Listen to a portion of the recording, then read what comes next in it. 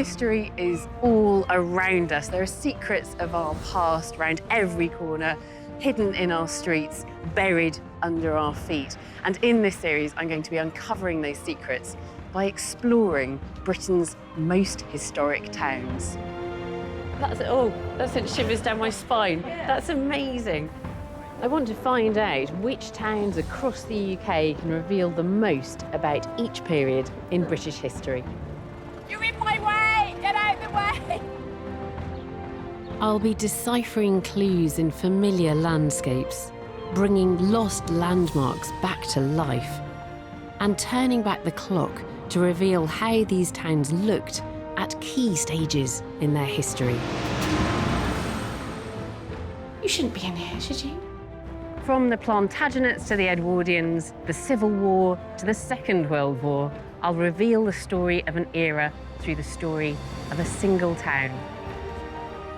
Today, I'm in a town whose story reveals the secrets of the Georgian era, like no other place in Britain. Gosh, am I in a time warp? Yes, we've gone back about 300 years. You look magnificent. Oh, you devil! A town where a new working class emerged at the dawn of the Industrial Revolution. So they were drinking gin with sulfuric acid in it. It's fiery, it's hot, and it's extremely poisonous. And a town whose merchants became super rich on the proceeds from the world's vilest trade. 438 slaves. They have no notion of whether they're being taken to be killed or eaten or captured. If you really want to understand the Georgians, then Bristol is the place to come.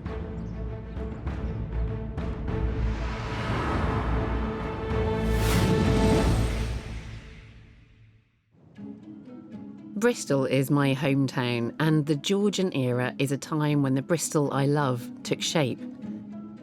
But it's a hard past to reconcile. The grandeur this city inherited from the Georgians came at a terrible human cost. In the 18th century, Bristol boomed as it became one of the main hubs of the world's slave trade.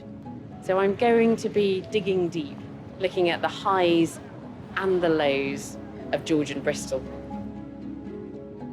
Today, Bristol is a bustling city of almost 500,000 people and a place of many identities, where the wealthy still live in grand crescents and elegant streets, above the urban and suburban sprawl.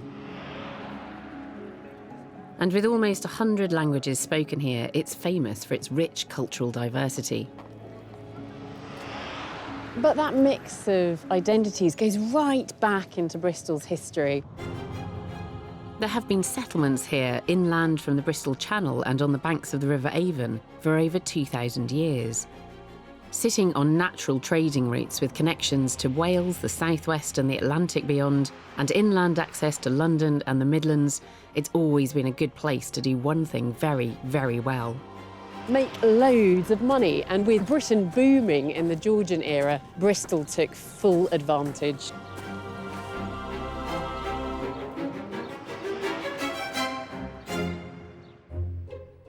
The Georgian era is named after 4 kings called George, who ruled between 1714 and 1837. German-speaking George I was succeeded by his son, George II, who died of a heart attack on the loo. George III sadly descended into madness, and George IV died of an excess of almost everything. But despite the relatively short and colourful lives of the Georges, Britain was transformed during their reign.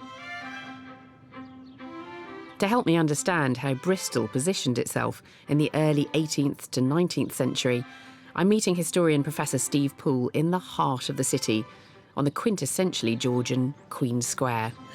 Hi. Oh, nice to meet you. And you, yeah. This is such a, it's a splendid square, isn't it? It's meant to be splendid. Queen's Square, probably the first really impressive piece of Georgian architecture the city sort of came into, so developed between about 1700 and 1730. This was built as really nice real estate for the wealthiest merchants in the city to represent their power, authority and economic success.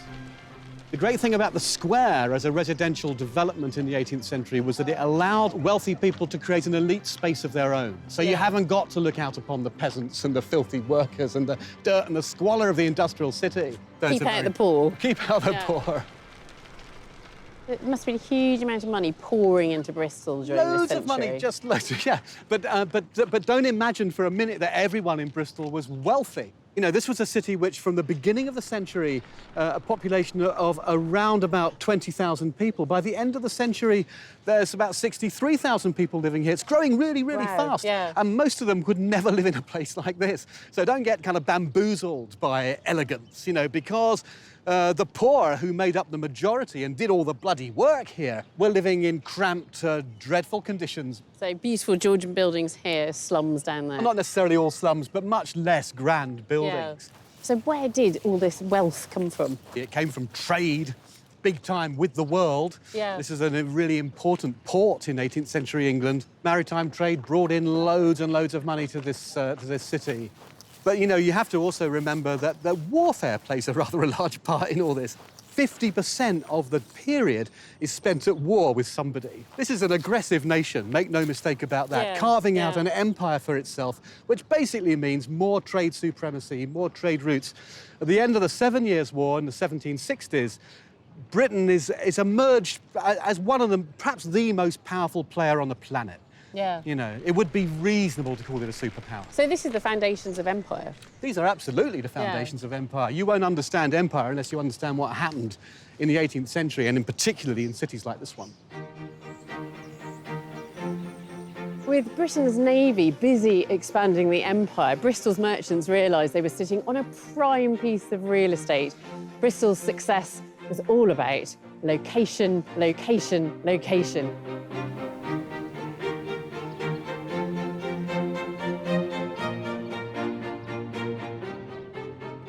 Aerial archaeologist Ben Robinson has got a bird's eye view. We're heading to Bristol to find out why this place is so Georgian. Bristol was an important trading area in late medieval times, but the Georgians took that to another level completely. We've got Queen Square below us. Queen Square is built right on the waterfront, so those newly rich merchants can keep an eye on what's going on the waterfront, can keep an eye on their merchandise and ships. But within a few years of the construction of Queen Square, the population of the town has doubled, and it's actually becoming quite uncomfortable to live in the centre of things. So the rich move out to new suburbs, Hotwells, and then up to Clifton. It's on the heights away from the city. This is literally social climbing. They've moved up from the harbour, onto Clifton, onto the hill, and now they're surveying their empire, they're surveying their world. And the world they created up in Clifton perfectly reflects the aspirations of new empire builders coming to prominence in towns all over Britain.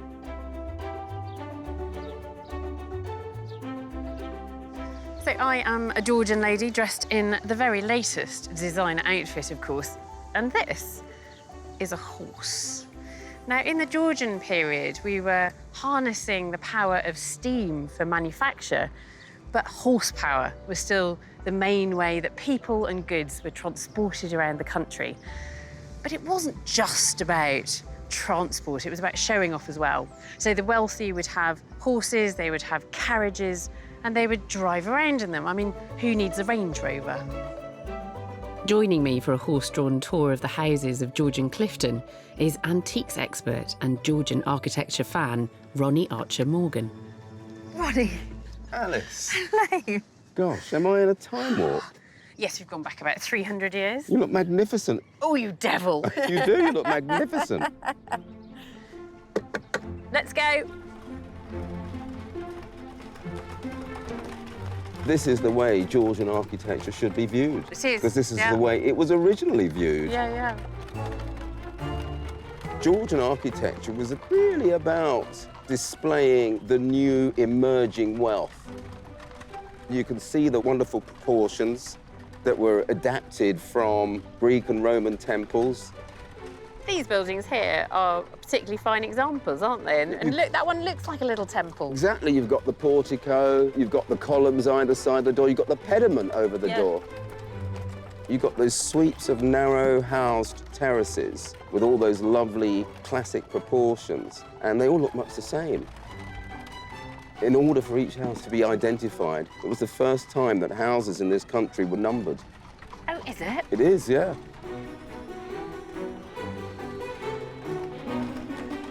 The visual harmony gives a feeling of internal harmony. Yeah. When you walk those streets or drive those streets as we are, in a carriage like this, how can you not feel wonderful?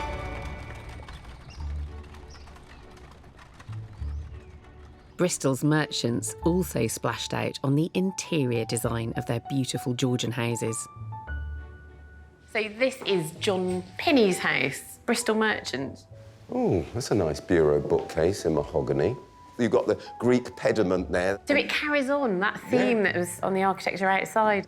But this, for me, is the pièce de résistance. This is wonderful, this Blue John surround.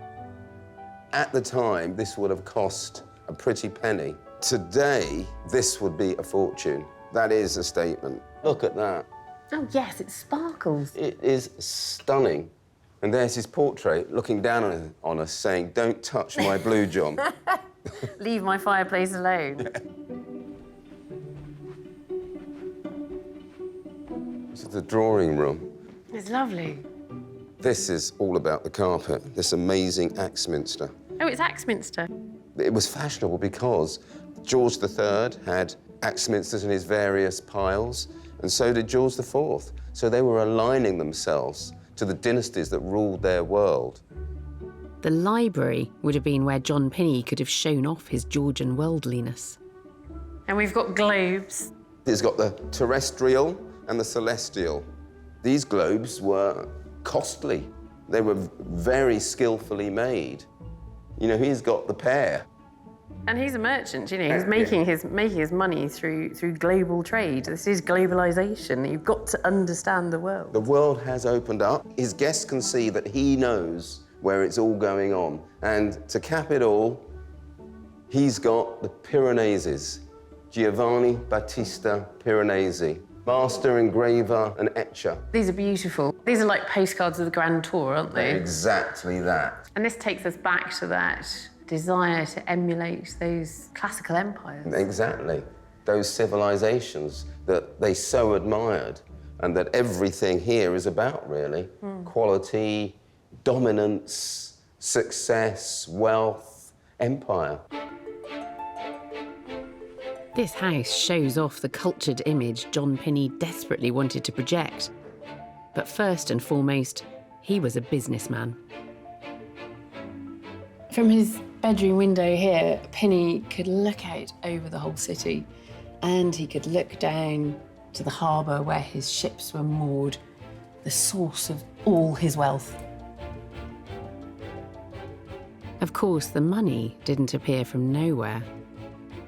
There must have been a source that was funding Bristol and Britain's astonishingly rapid development through the Georgian era.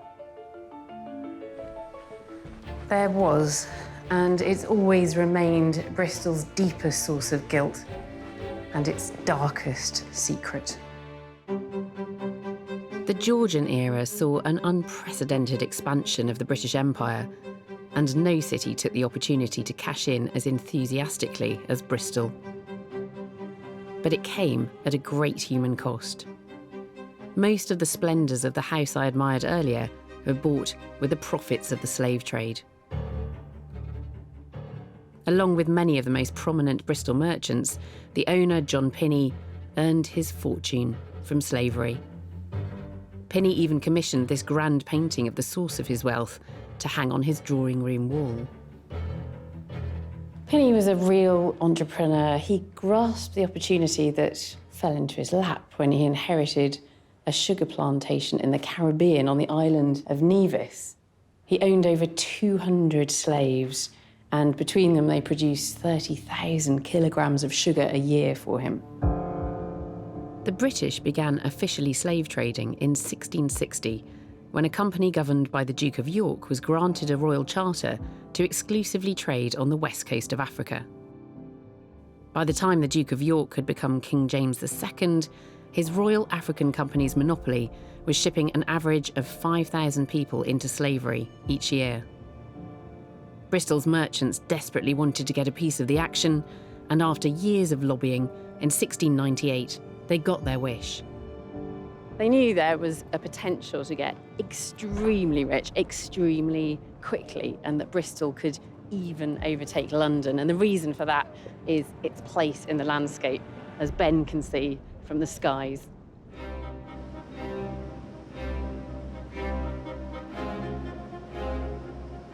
I'm just flying over the Kennet and Avon Canal here, and this is where the River Avon ceases to become easily navigable for boats. So they've dug this great stretch of canal heading straight onto London. And this was the key to Bristol's success. Not only was it a seaport, but also an inland port. So we're following the Avon from Bristol out towards the sea. It's about 8 miles or so. So Bristol's wonderfully sheltered. It's not right on the coast.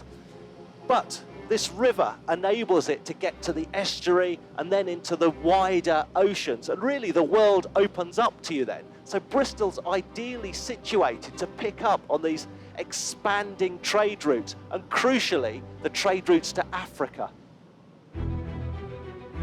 The River Avon and the Bristol Channel gave the city's merchants a natural advantage when it came to Atlantic trade. But the success of the slave trade for Bristol, and in fact any other British port, relied on an entirely different force of nature.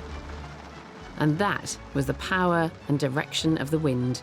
Wind that made this appalling trade in desperate people economically viable. Hello, John.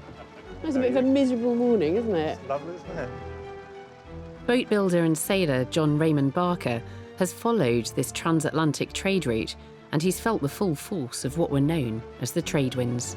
Hot, hot, hot. Yeah, go, go, go. This whole route, this triangular route down to Africa, across to the Caribbean and back to Europe again, that relies on these trade winds. Yeah, you've got a great big circle going on in the Atlantic. Yeah. So coming down the coast, from Britain down through past Spain, North Africa, towards the equator, and the current will then shoot you across to the Caribbean. And you've done this transatlantic crossing? It's literally every single day and every night, just constant wind, around about 4 to 6 knots.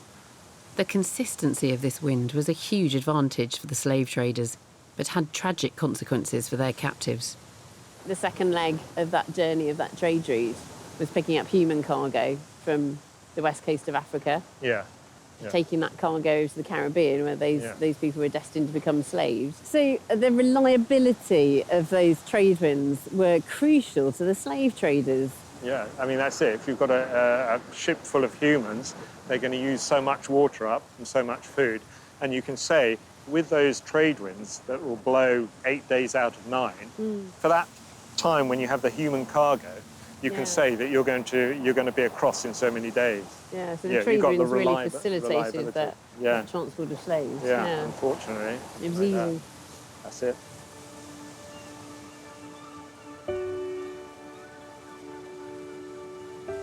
It's an awful fact that British slave trading wouldn't have been possible and wouldn't have caused so much terrible suffering if it wasn't for the trade winds.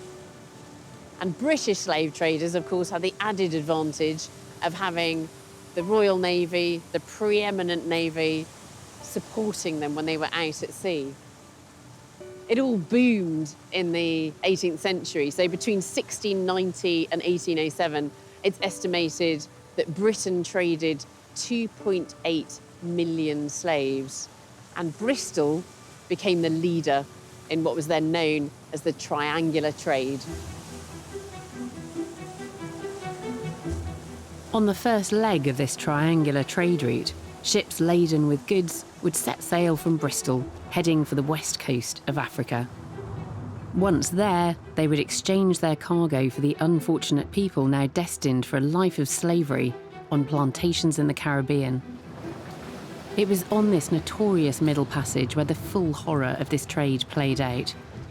At sea for 8 weeks, Ships would be crammed with people, manacled and lying in stacks of up to 5 bodies high on the lower decks. Chained to the person beside them, each slave would be imprisoned in a tiny space, measuring as little as 6 foot by 1 foot. Once the slaves had been delivered to their fate, the ships would reload with raw goods, valuable sugar from the plantations, and return to Bristol.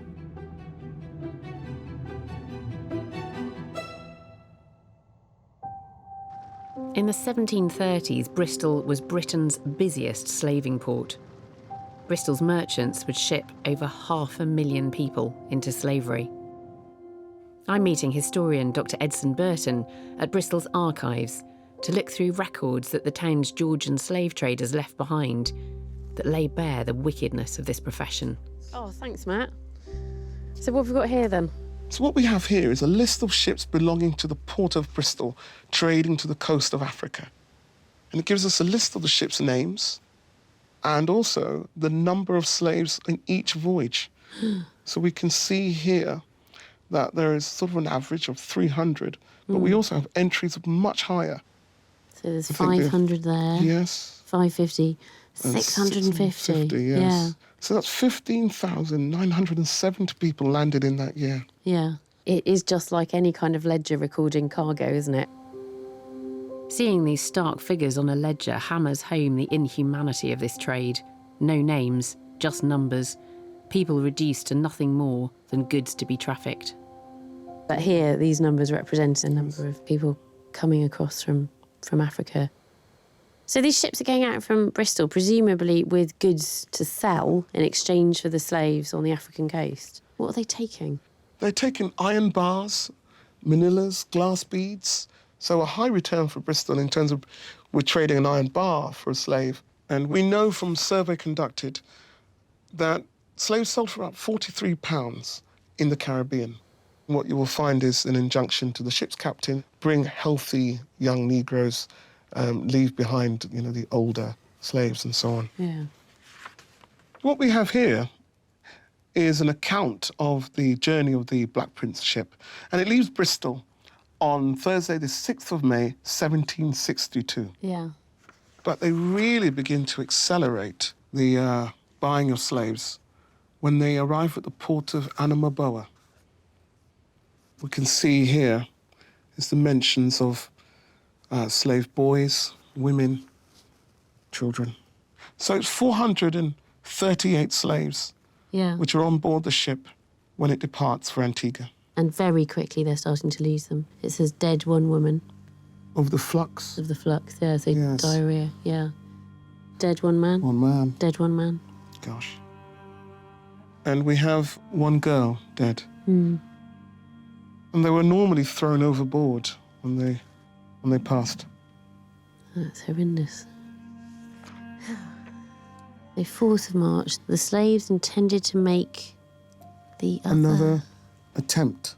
The other attempt got up 10 of the ringleaders and put them in chains and whipped them. So they're trying to rebel. They're trying to get off. Oh, yes. Yeah. Yes, I mean, it's quite common on slave voyages that slaves would try and rebel. And they have no idea where they're going. They have no notion of whether they're being taken to be killed or eaten or captured. 1 sick slave endeavoured to jump overboard. Right. Yes. So a suicide attempt as well. So they sight land on the 7th. So it's taken them just over 2 months to sail from Africa. Look, there's another one dead. Number 36. Gosh.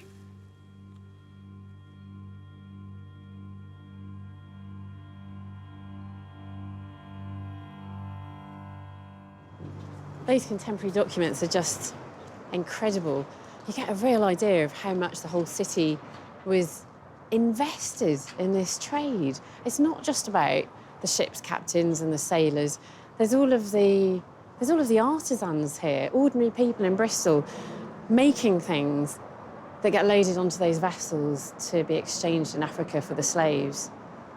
And then the numbers of people. These are people being packed onto those ships, torn away from their families in Africa, loaded onto those ships. 438 people in one ship, setting sail for Antigua. And by the time they get there, 1 in 10 are dead. It's shocking, and it's particularly shocking seeing it written down, seeing the numbers, the hard evidence of this trade.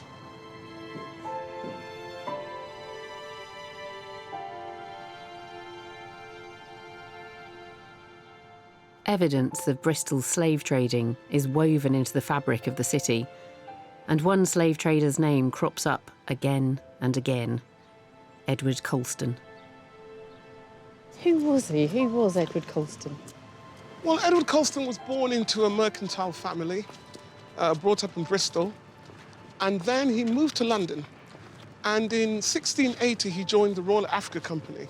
And between 1680 and 1692, the Royal Africa Company transported 84,000 slaves, and 65,000 of those were landed in the Caribbean and the Americas, which means a mortality rate of over 20. Colston dies in 1721, and I think, in his time, in his context, this is a legal trade. It is also theologically sanctioned.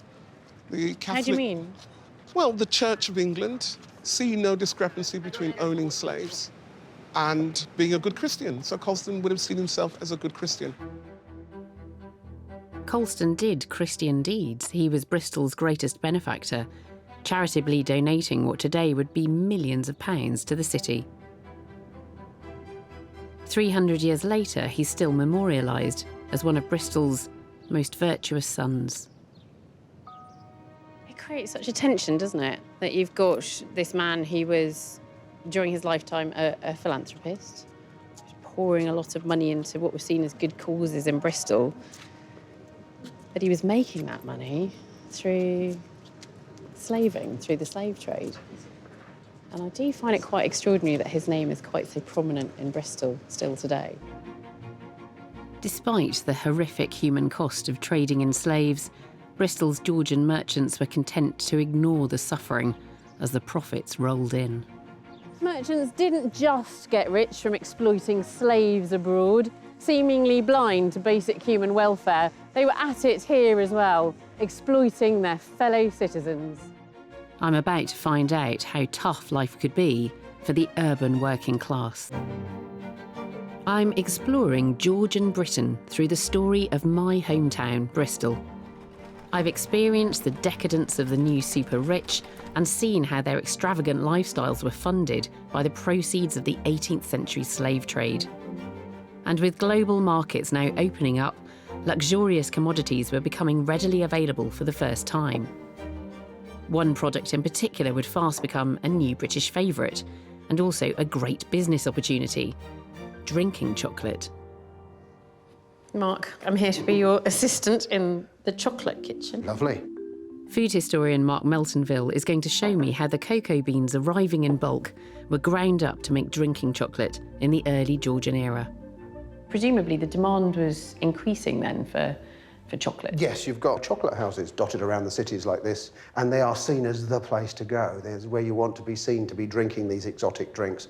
And chocolate remains the most alluring, the most difficult to get. How were people doing it? Entirely by hand? Well, yeah, the process is all by hand. I happen to have borrowed a cocoa pod. You wouldn't see that in England. That grows somewhere lovely. 12 degrees either side of the equator. There's about 100 cocoa beans in there. If you roast those seeds slowly, like coffee, suddenly you get the aroma of chocolate. That's what it looks like when it comes out of like a coffee roaster. It's the same sort of thing. Oh. So this still looks a little bit coarse for drinking. Well, what you have to do is you have to grind it, because that's all the flavour, but we've now got to stand here doing this for, I don't know, 4, 5, 6, 7, 8 hours. So okay? Yeah, it's heavy. It's not very exciting, is it? That looks fairly fine to me, so I'd like to try and make that into drinking chocolate. OK. The simplest ones were made with hot water. Yeah. And so if we just put some of your, as you say, very well-ground chocolate. Yeah, you can see that it's not really dissolving. It looks like hot chocolate. It probably smells like hot chocolate. It definitely smells like hot chocolate.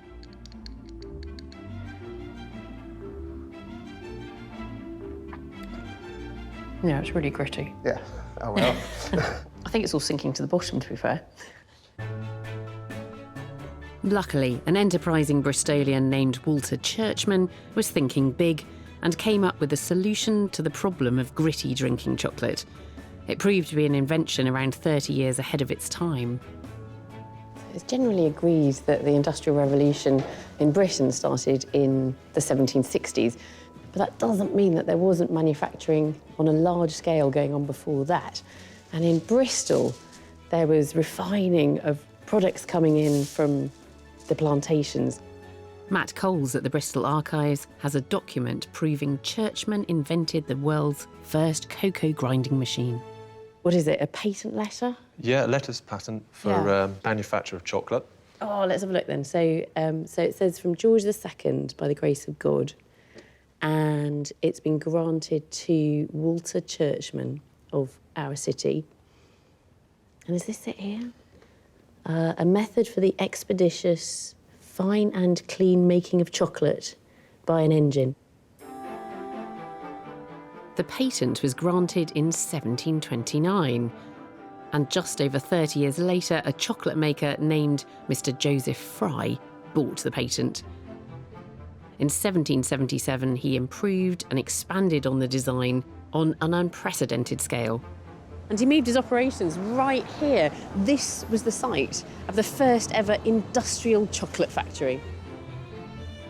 In the pre-steam Industrial Revolution, Mr. Fry built his vast chocolate factory here to harness the flow of the River Frome, which ran through this part of central Bristol in the late 18th century. By the end of the decade, Fry's chocolate factory had expanded even further, and Fry became the world's first chocolate manufacturer to turn to steam power, with engines designed by James Watt, one of the Revolution's most famous sons.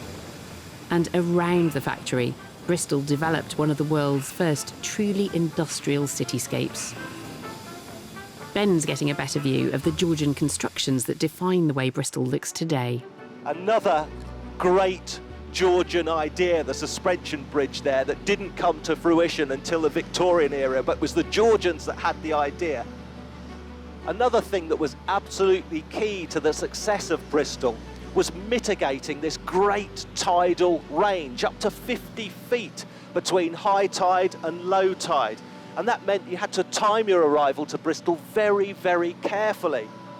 Now, to make Bristol effective, not just as a seaport, but an inland port, they came up with the idea of a floating harbour. Locks could keep the water levels high in the harbour area there. Boats wouldn't have to beach on the mud. And basically, you've got a 24/7, every day of the year, trading route. I think that's another thing that I get from the aerial perspective. It's the enormity of these engineering tasks. We're entering an industrial age. The Georgians have a certain amount of industrial clout, but they don't have machines that can excavate the canal basins, that can excavate the docks. All that earth moving, all that digging has to be done by hand. The people who did the hard manual labour on the floating harbour, like those who would later go on to build the suspension bridge, emerged as a new British working class at the end of the Georgian era. But Bristol's urban poor had been a distinct class since the start of the 18th century. Labouring in the harbourside factories, they worked long hours and were paid very little. But the poor, even with their meagre wages, could afford to do something to help them forget, something that some of us still do at the end of a long day. They drank copious amounts of gin. In the early 18th century, anyone could open a distillery, and low taxes on British wheat meant that alcohol could be brewed for next to nothing, causing the perfect conditions for an epidemic of gin drinking that threatened to destabilise Britain. Historian Richard Barnett and gin maker Liam Hurt both have a special interest in gin and what became known as the gin craze. This was an episode, really, of great social anxiety. In the 1720s, 1730s, Bristol has some of the worst effects of the gin craze. Gin is being seen as an addictive drug. Absolutely. So many of our modern arguments about addiction, I think, go back to the gin craze. In many ways, it's a great social and political experiment. What happens if you deregulate pleasure? Thanks to the gin craze, almost anybody in Britain between about 1720 and 1750 can get drunk really for a few pennies. I noticed Hogarth's Gin Lane up here. We've got the great Hogarthian scene of kind of social breakdown, but also physical breakdown as well. Yeah. You can see the houses almost look drunk. The whole city is falling to pieces. So, Liam, you're making gin here in this distillery? Yeah, we distill here. We use all sorts of botanicals. Any gin, the primary botanical is juniper berries. 18th century gin, was it much different? Juniper's the predominant flavour, although for cost-cutting reasons, they'd often substitute something like turpentine instead of using juniper berries. This is partly with the idea of making it go further as well. If you can make the drink taste stronger and fiery, you can dilute the alcohol. Was there terps in it? Well, terps wasn't the worst thing. We do have one recipe from Southwark in about 1740 that suggests you put oil of vitriol in it, and oil of vitriol is the 18th century name for sulfuric acid. So they were drinking gin with sulfuric acid in it? It's fiery, it's hot, and presumably it's extremely poisonous. What is that? Is that something that you produced earlier, Liam? Yes, that makes me slightly worried. there's no turpentine or sulfuric acid in this one, but it is based on the recipes from back then. Would you like some? I would love to try some. I mean, it's not the colour I was expecting. There you go. It smells strong. Are you sure you haven't put any sulfuric acid? No sulfuric acid.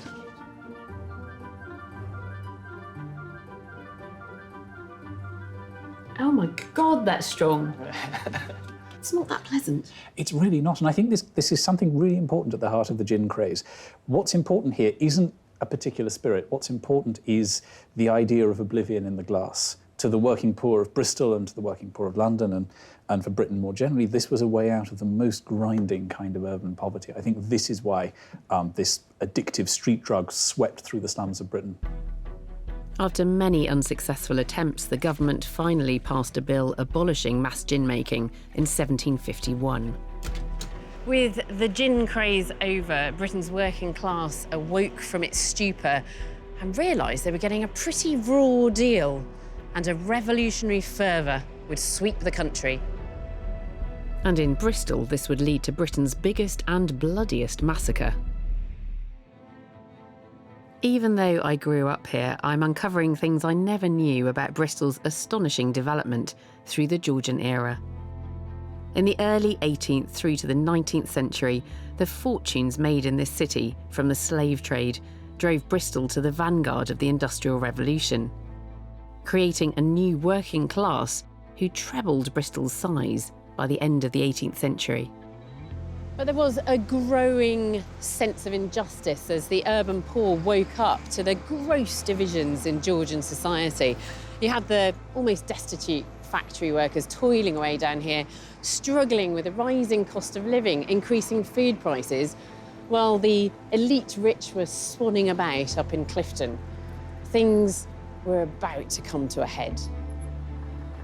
I'm meeting a local historian with a special interest in the development of Bristol's Georgian working class, Steve Mills. So in the 18th century then, you've got almost a rising class consciousness? Absolutely. Don't forget it was the French Revolution. People were aware of what was going on over there and why there was a revolution. I mean, that started off as a bit of a glorified food riot, but it became very political very quickly. Yeah. And people over here, you know, it's very much a face-to-face society. The very, very poor would live cheek to jowl with the very, very rich. They would see them going about their lives in their opulent carriages and such likes, and they would feel aggrieved, you know, and they would realise that they were working hard to raise money for these people to live like this. In 1831, tensions boiled over. On the 29th of October, a large crowd of protesters gathered here in Queen's Square, seeking political reform. Basically, only 10% of the population had the vote. Yeah. So yes, they were very unhappy. And so began Britain's bloodiest riot. I mean, this is Queen Square. This is such a symbol of Bristol's wealth for the Bristol merchants. And this is where the riot happened. This is where the main part of the riot happens, yes. And in my opinion, there was 3 stages to the riot. It was very vociferous, noisy, but not particularly violent. A few windows broken. Yeah. And then when the snatch squads come out, people started burning stuff, basically. There were painters at the time, and they painted all these fires all over the city. The crowd were picking out places. It wasn't some random outpouring of Erg. This was like, you know, distinct, targeted rioting. The corporation merchants must have thought this was it. They must have thought this is the beginning of a revolution in England. Absolutely. How did this riot come to an end? Eventually, a Major Mackworth turned up, and this was Monday morning at 5 o'clock. So the Dragoons had an easy target, and they came from over there, and they came through and they cleared the square. They sent a lot of the mob back in to the buildings, into the burning buildings. Others were sabred and cut down. There was at least 12 died in the customs house. 12 at least killed around the bottom of the statue here. There was lots more killed in the city streets. They said from Thursday to Sunday there were people still walking around Queen Square with baskets picking up body bits. We will never know the true figures because the amount of people who died in the buildings and were burned, basically to cinders. Major Mackworth writes to the magistrate that he killed, or not him personally, but his troop killed at least 120. Really? Yes. Biggest massacre due to civil disobedience in this country, yeah. What are the official figures? The official figure's about 14. The Bristol riots reflected a fight for equality that swept through late Georgian Britain. This spirit also drove a growing recognition of the utter immorality of slavery, the trade that helped make Bristol's fortunes at the beginning of the era. But the full emancipation of all British-owned slaves didn't happen until 1838, and only after the government had agreed to compensate British slave owners to the tune of £20 million. In today's money, that's over £1.2 billion. In 1838, the government had to borrow the money to pay off that vast sum. The interest wasn't paid off by the UK taxpayer until 2015. I'm not sure we've really got over the slave trade in Britain and in Bristol. It's one of those subjects that, you know, we talk about, but then we close it off. You know, it happened in the past. But when you open it back up again, I think there's a lot of anger and guilt there. Well, Bristol Old Vic is making it their mission not to forget. Built in 1766, the Theatre Royal, now known as the Old Vic, was one of the first theatres in the country to produce plays that directly addressed the iniquity of slavery, and they're continuing the tradition today. Ask people about the British slave trade today. They say, yeah, it was wrong, boo-hoo, move along. But remember, it was a different time. They didn't know it was a crime. I'm meeting writer and actor Giles Turrara and artistic director Tom Morris. Their new play is about an infamous insurance claim made by the owners of a Georgian slave ship called Zong in 1781 after the crew threw the whole cargo of captives overboard. They are seemingly low on water and therefore they take a decision to commit this act. It's a mass murder, basically. Yeah. And it's unclear exactly, historically, how the decision was made, but the thing that is spoken about in the court hearing is essentially pursuing an insurance claim for loss of goods for 132 murdered, enslaved Africans. So when they're talking about goods, they mean people? That's the point. And why now? Why is it important to write this play and put this play on now? Britain still has to deal with its slave trading past and the legacy of that. Not only the fact that so many of our cities were sort of built on the back of slavery, but also the sort of psychological, the spiritual trauma that comes off the back of it. Bristol, like many cities in Britain, has completely failed to look with any kind of bravery at its historical engagement in the transatlantic slave trade. There's a kind of suppression of that part of our history, which means that we can't learn anything from it. The story looks at what happens when individuals do not address social injustice, when you don't act in the face of something you know is wrong. That will always speak to whatever period I think you're in. There are always social injustices going on. So I think that's the relevance for me to tell the story now. This retelling of the story aboard the slave ship Zong is just another way that modern, multicultural Bristol is trying to embrace the challenges that come with such a problematic past. 'It's a mass murder, basically. And it's Bristol is my home city, and exploring this history has been far more emotional than I would ever have imagined. In the Georgian era, this place became Britain's second city. Exploiting global trade routes, it grew rich from slavery and became home to icons of the industrial age. The Georgian era was the time when Bristol helped create the Britain we know today. But we cannot forget that this was also a time of great injustice and inequality. And there was activism that led to social changes which would ripple out across Britain and eventually the world. I know I'm biased, but for me, Bristol is Britain's most Georgian town.